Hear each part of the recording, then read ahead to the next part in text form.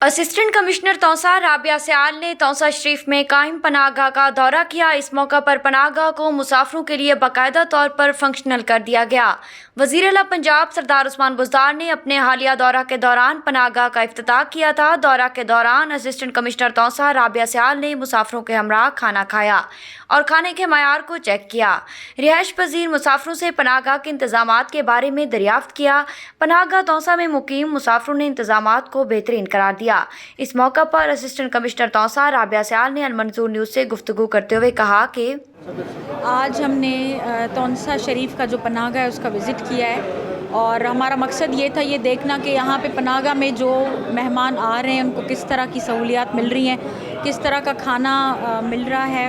यहाँ पे हमने इन लोगों के साथ खाना भी खाया है। मैं ये बताती चलूँ कि यहाँ पे पनाहगाह के अंदर 150 मर्द हजरात के लिए रिहाइश का बंदोबस्त है और 50 ख़वातीन के लिए भी रिहाइश का बंदोबस्त है।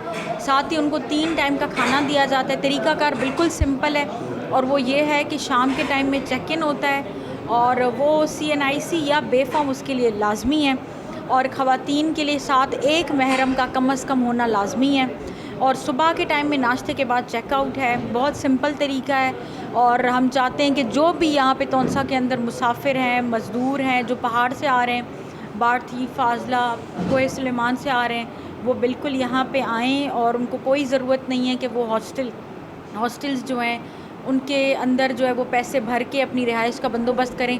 ये एक फ्री ऑफ द कॉस्ट वज़ीर आला उस्मान बुज़दार साहब की तरफ से एक समझ लें तोहफ़ा है तौसा की आवाम के लिए। तो हमारी गुजारिश है जो लोग हमें सुन रहे हैं कि ज़्यादा से ज़्यादा लोग यहाँ पे आकर इस सहूलत से मुस्तफ़ीद हों।